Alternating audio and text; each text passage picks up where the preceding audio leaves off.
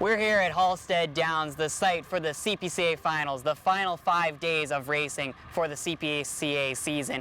I'm joined here by Brindley Hassan, as always, the CPCA radio host. So thanks so much for joining me today, Brindley. Hey Thomas, thank you for having me. So after a long few months here in the summer, we are down to the final few races, and a few guys are sitting at the top, including Logan Gorse very comfortably in first, and as well, we've got a few other guys that are really up there. So how are the standings looking, especially now that those final 4 spots are where everybody's hoping to be with only 5 days of racing left? Yeah, so we got 4 days left until the redraw, which is kind of these guys' last punch at things. Dallas Dick is sitting 5th right now with 917 points, so he could make a move on Colby Stanley.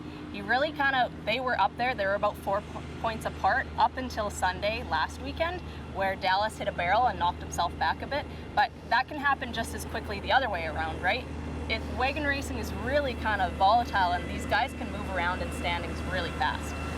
And so Brad McMahon is just sitting on the outside looking in there at 6th with 888.5 points. Just what are we looking for him? Is he a little bit too far out to try and grab it there in the final 4 days, or any of those other drivers that are a little bit further behind than him?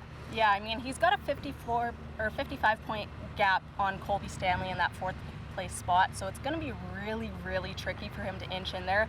I mean, it is possible. You never know what's going to happen. Dallas could really mess up, and so could Colby. You just don't know. So it is possible for Brad. He is kind of the next guy in line, but it would be really tricky at this point. And so we mentioned a little bit earlier, Logan Gorse sitting well ahead, over 100 points ahead of 2nd place and 3rd place, who are very close as well with Danny Ringette and DJ King. How important, though, when we get to that final race on Championship Sunday, is having the barrel draw and being able to choose your barrel for those final few races? I mean, it really depends on the guy. We've seen DJ King outrun guys off of the 3 barrel, but ideally everybody wants the money barrel. They want barrel number 1, right? So putting yourself ahead like that, it kind of guarantees, especially like a guy like Logan Gorse, he's got really, really punchy teams that can go off the 1 and really outrun anyone. So for him, that's going to be a huge advantage, I think. And so finally, we had the races this past week at Pine Lake. Just how are drivers looking there, as it's very important to see them in that final few races before this finals here, and who are really standouts at Pine Lake?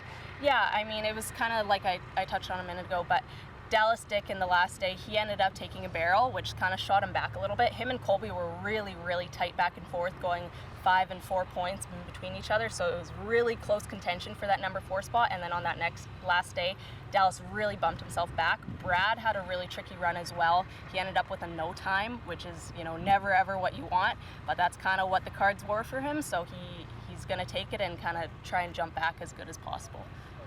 All right, well, it's certainly a lot of great storylines heading into these final few days here at the CPCA. Thank you so much for joining me once again, Brindley, and be sure to be down here at Halstead Downs every night for the final few races here for the CPCA.